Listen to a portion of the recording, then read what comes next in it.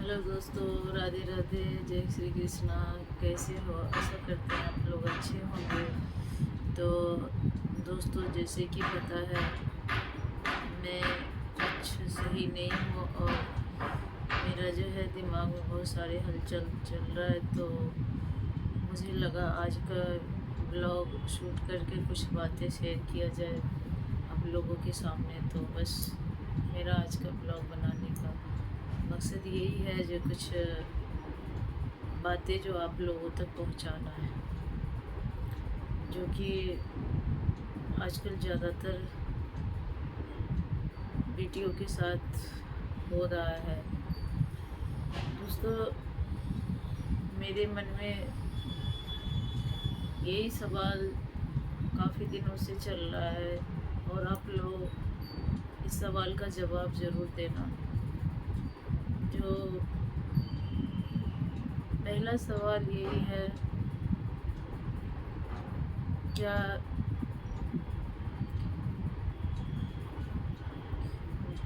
बेटी होना इतना दुर्भाग्य की बात है? और दूसरा,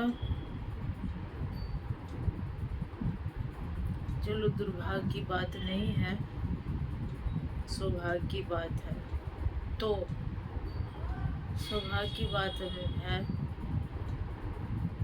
तो बेटी को उस परिवार में पैदा होना चाहिए जिस परिवार में उसकी कीमत हो।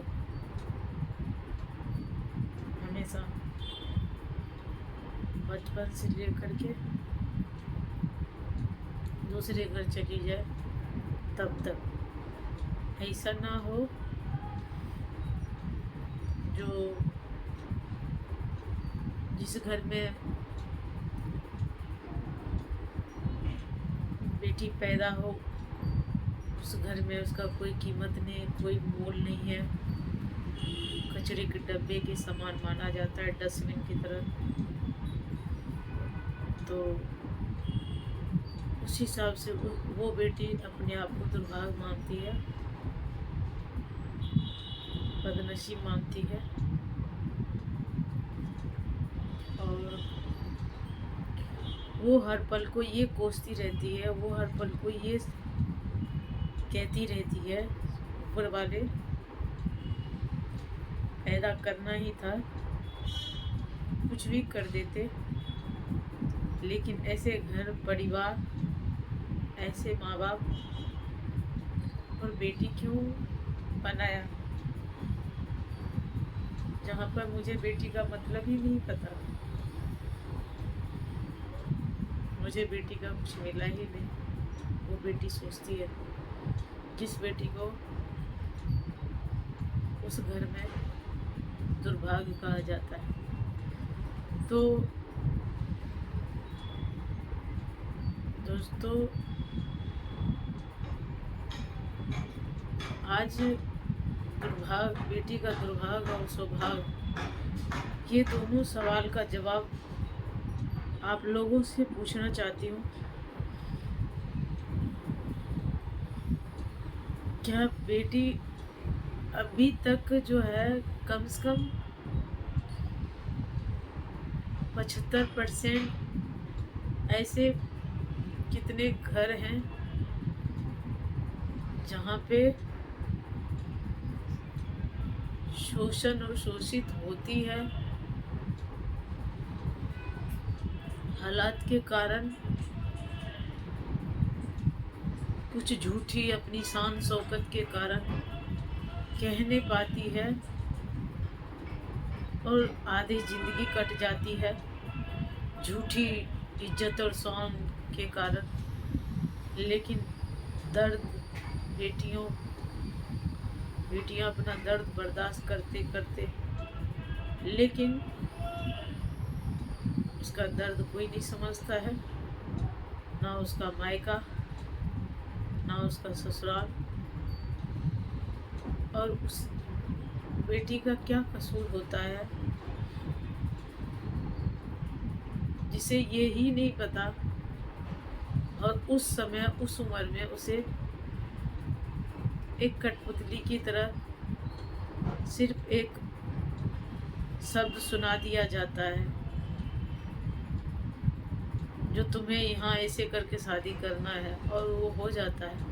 फिर वैसे कर उसे कचरे के डब्बे में करके दूसरे जगह सप्लाई कर दिया था। फिर वहाँ पर भी उसे कोई एक्सेप्ट नहीं कर, फिर कचरे के डब्बे की तरह कहीं और। उस बेटी का भाग कौन लिखेगा? कोई नहीं। पता है दोस्त,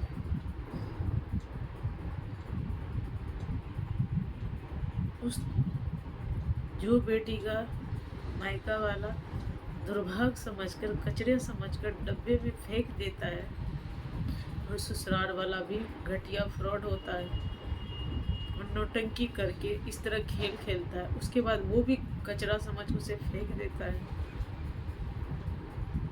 और उसके बाद उसका मायका वाला कहता है मर जाओ, जैसा भी है जो भी है, कपड़ा है चेंज नहीं कर सकते, मर भी जाना लेकिन इधर पलट के नहीं आना।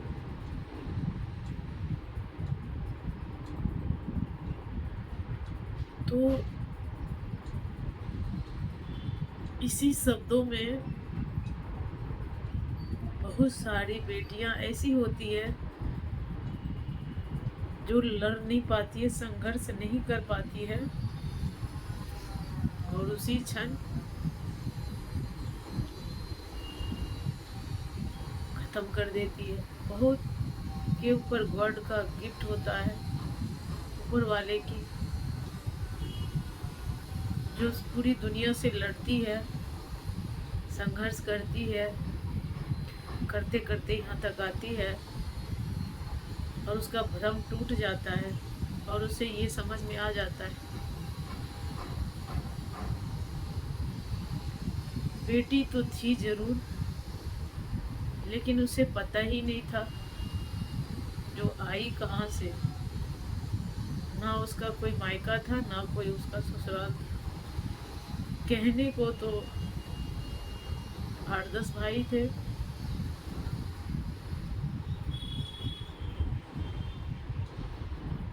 रिश्ते निभाने का एक भी नहीं। दुनिया को शान शौकत दिखाने के तो बहुत बड़ा घराना और बहुत बड़े खानदान था, लेकिन बेटियों की इज्जत बचाने के लिए उनके पास एक टुकड़ा भी नहीं था। वो वैसी बेटी जो हर चौराहे, हर जगह, हर वो सफ़र, हर तरह से खुद के लिए लड़ती जाती, संघर्ष करती रही। कई बार मौत को भी गले लगाई, लेकिन पता नहीं क्यों मौत भी उसे पसंद नहीं किया। जैसे उसे अपने परिवार ने धोखा दिया, माँ बाप ने धोखा दिया, ससुराल वाले ने वैसे मौत ने भी धोखा दे दिया। ये कर कर के थक गए। फिर लगा इस तरह बार बार करने से तकलीफ खुद को ही होता है, इसीलिए अब जो जैसा है करते करते रहना है, लेकिन पीछे पलट कर नहीं देखना है। क्यों? क्योंकि समय इतना वक्त बीत गया, तब समझ में आया।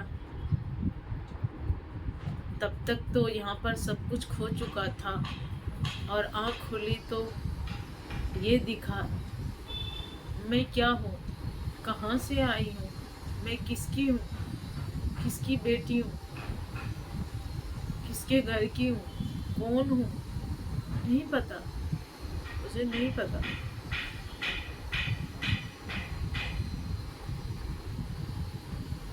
किसकी बहन, कौन भाई, किससे क्या रिश्ता, नहीं पता। क्योंकि सब कुछ होते हुए भी दौलत की चादर ने इतना अंधा हो गया, रिश्ते ऐसे विलुप्त हो गए।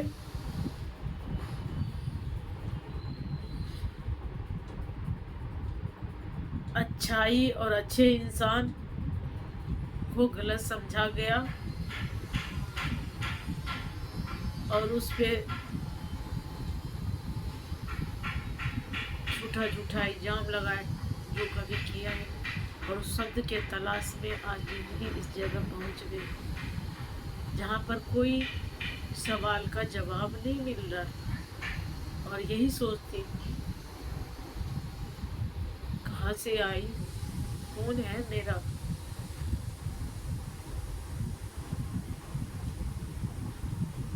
और मैं झूठी किसकी बेटी हूँ, किसने नाम रखा, क्यों नाम रखा, इस नाम का मतलब क्या है, मुझे तो वो भी नहीं पता।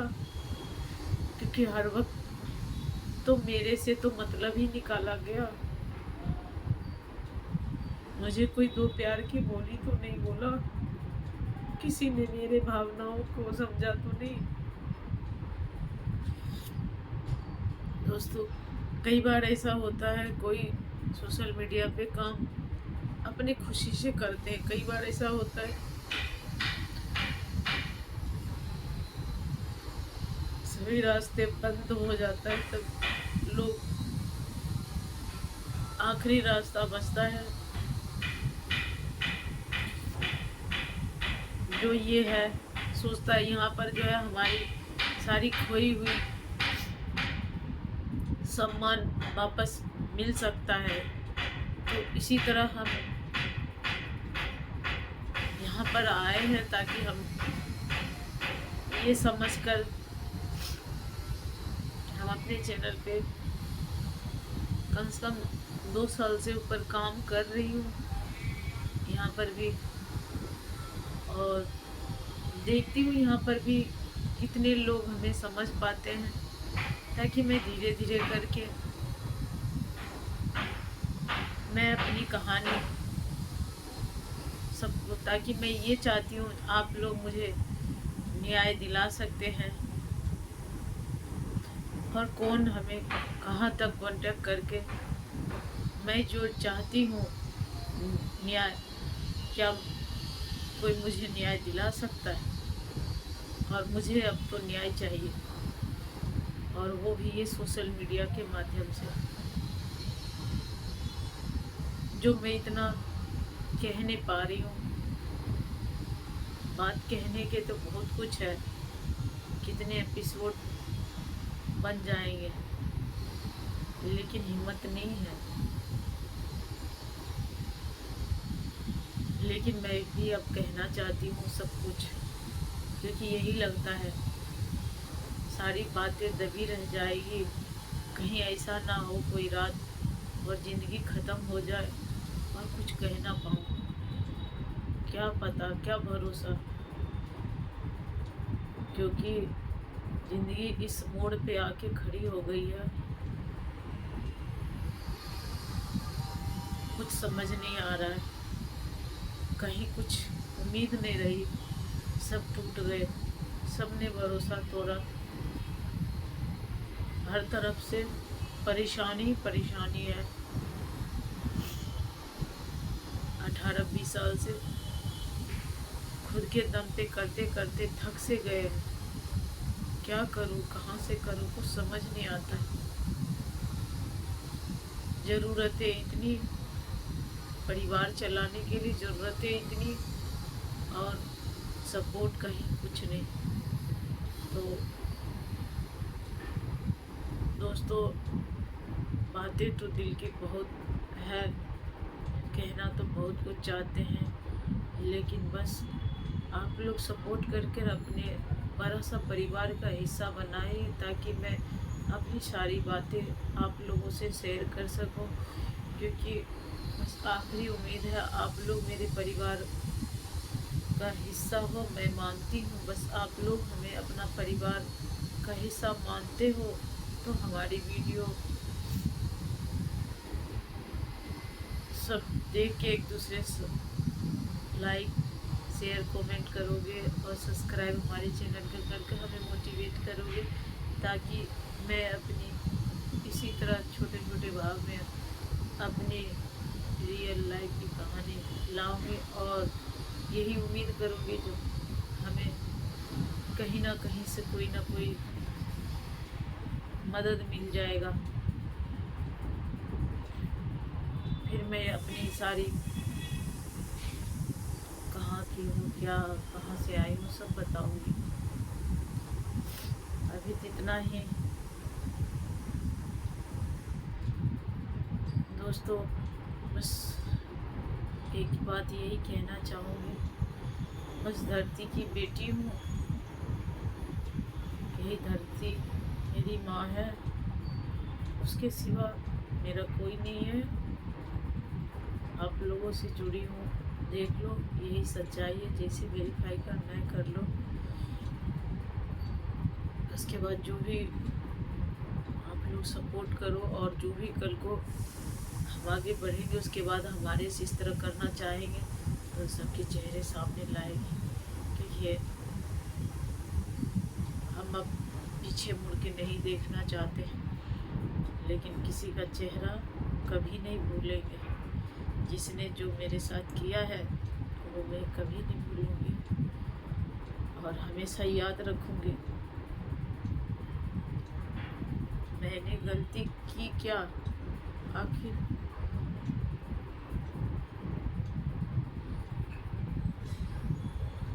मेरी गलती क्या थी? कुछ नहीं। फिर भी सबने मुझे ठुकरा दिया, धक्के मार दिया, कोई मुझे पूछता तक नहीं। दोस्तों, किसी ने सच बोला, एक बेटी का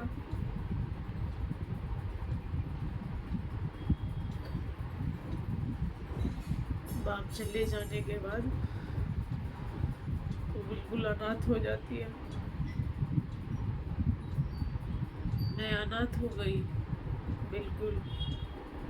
पता है, जब से मेरे पापा चले गए है तो सब, उसके बाद से मुझे कोई नहीं पूछता मैं जिंदा हूँ, मर गई, कैसी हूँ, क्या है, ये है, वो है, किस तरह, कुछ नहीं। मैं रो के मर जाऊँ, सुसाइड कर लूँ, कुछ कर लूँ, कोई नहीं पूछता। क्यों? मैं कुछ मांग लूँ तो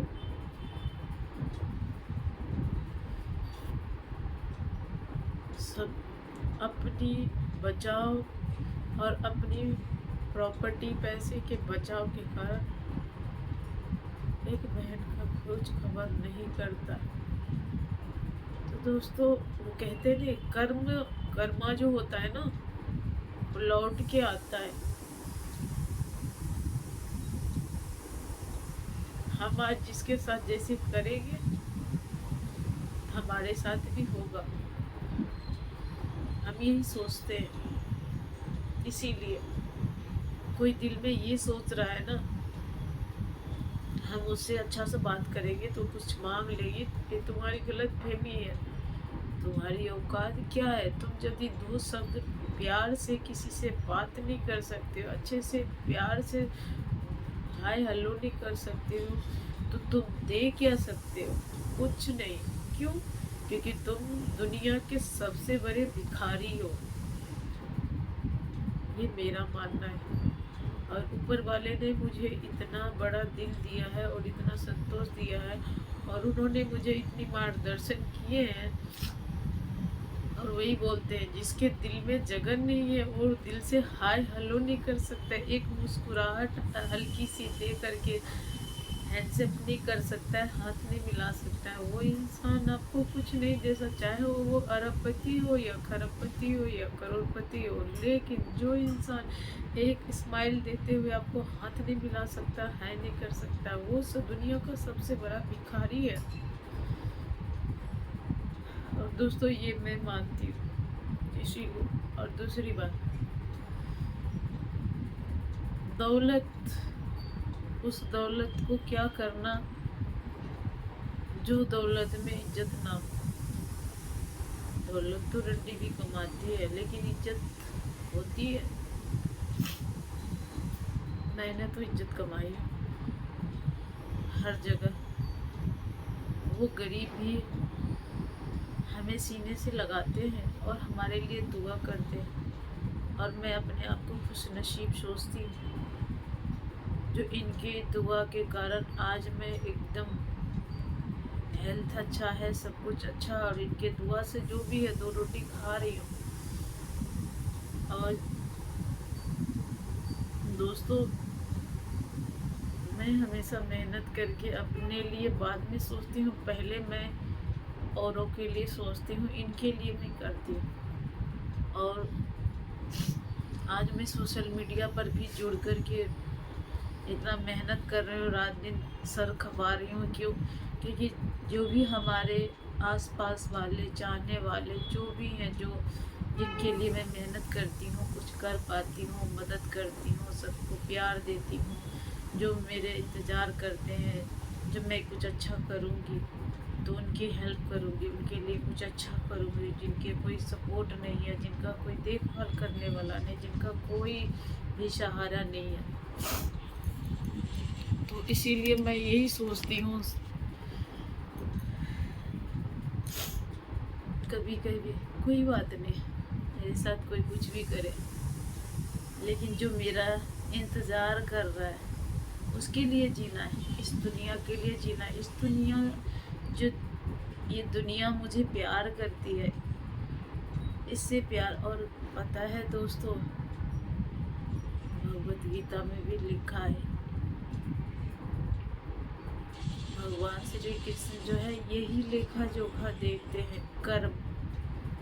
हम कितने भी रुपया पैसा, कितना भी कुछ भी कर लेंगे, खा लेंगे, पी लेंगे, कपड़े लत्ते, मैचिंग ज्वेलरी, डायमंड, सब कुछ, लेकिन पता है दोस्तों, उस शमशान घाट में ये जो है अरबपति का भी वही हाल होता है और उस गरीब का भी वही हाल होता है। सबको उसी कपड़े में जाना होता है, 1.25 मीटर के, सबको, और सब उसी तरह से जाते हैं। राजा हो या रंक हो, जाना तो सबको वही है और उसी हाल में जाना है। तो फिर हम घमंड क्यों करें? और जिसने घमंड कर लिया तो सोचो उसकी जो है बर्बादी शुरू हो गई वहीं से। तो कोई बात नहीं है, तो ऊपर वाले से हमेशा बस उठते ही बस इसीलिए हाथ जोड़ कर हमेशा यही दुआ करती हूँ, हमेशा प्रार्थना करती हूँ, पर कितना भी हो, कैसे भी हो, जैसे हमें ऑफलाइन में इतना चाहने वाले हैं, इतना मैं सबके लिए जितने भी चाहे 2 रोटी है ना, तो मैं आधी रोटी अपने लिए रखती हूँ और उनको खिला देती हूँ।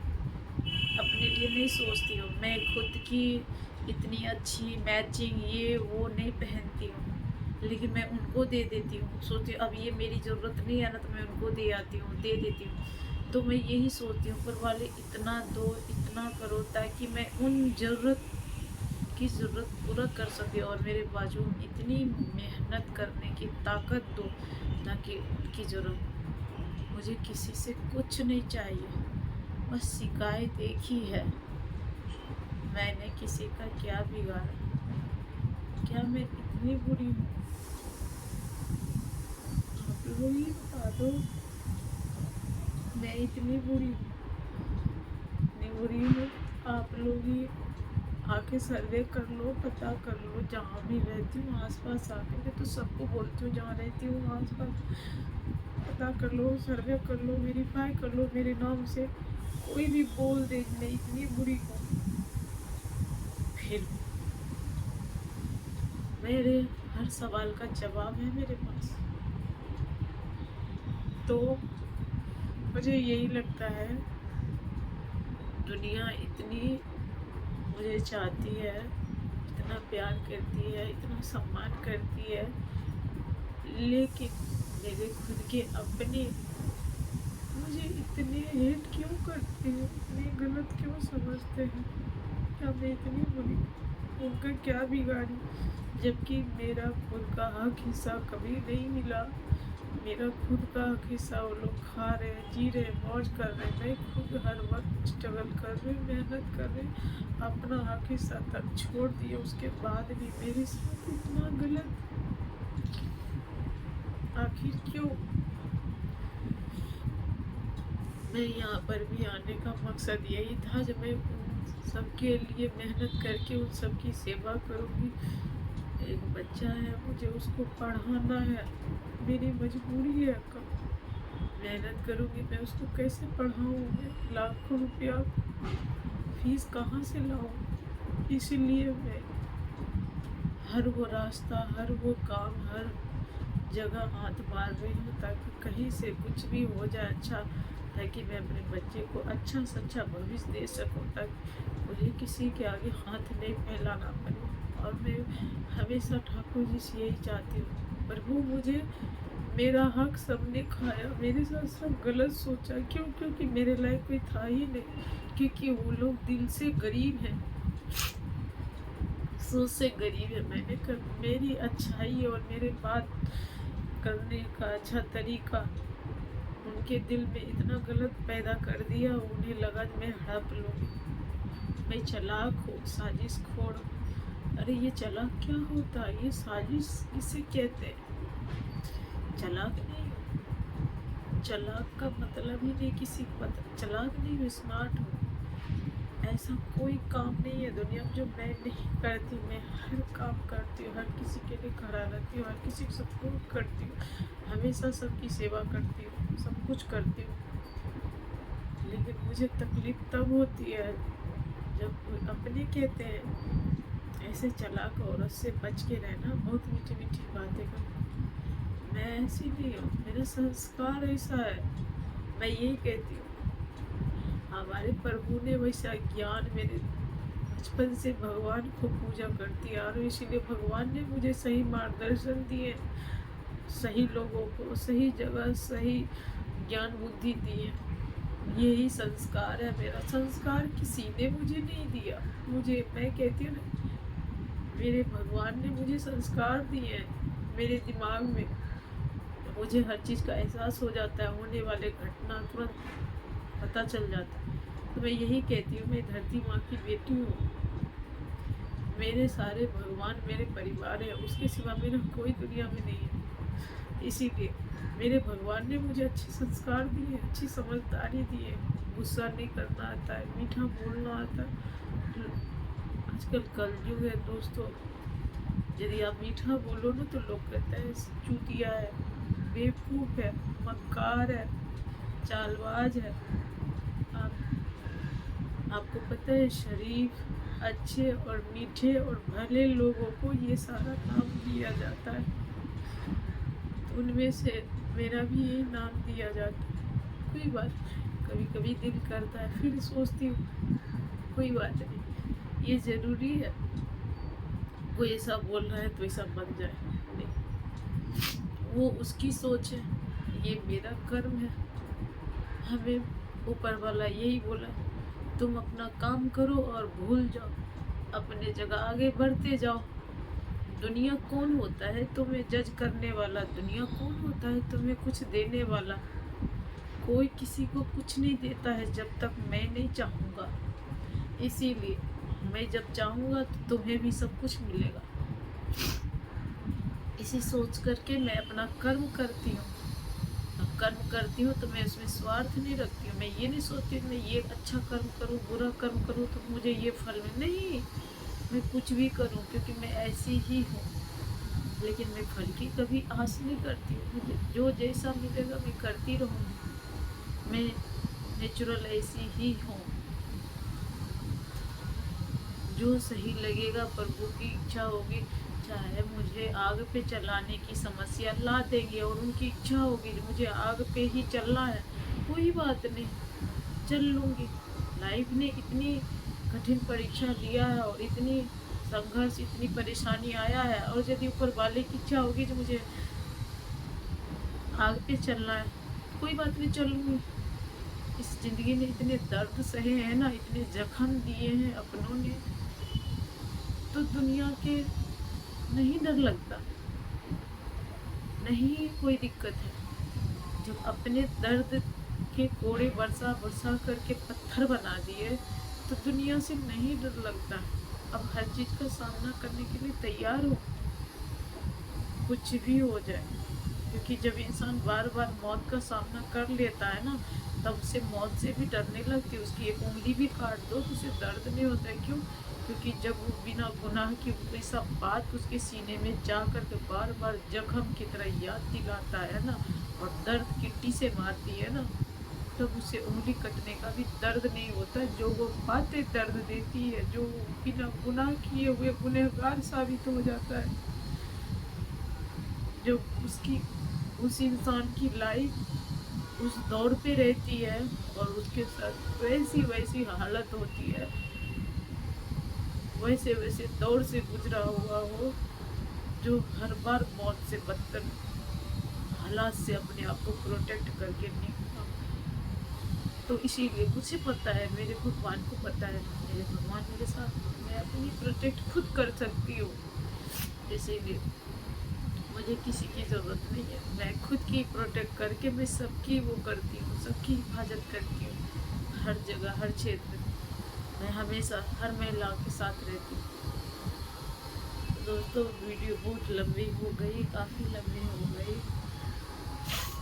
कैसी लगी मेरी वीडियो? प्लीज़ दोस्तों मेरे चैनल को सब्सक्राइब करो और ज़्यादा से ज़्यादा शेयर करो, और कोशिश करो मेरे इस वीडियो को ज़्यादा से ज़्यादा बिहार के ग्रुप में डालो, ताकि मुझे बहुत ही हेल्प की ज़रूरत है और सपोर्ट की ज़रूरत है, ताकि मुझे और भी बातें पहुंचानी है और मुझे हेल्प की ज़रूरत है।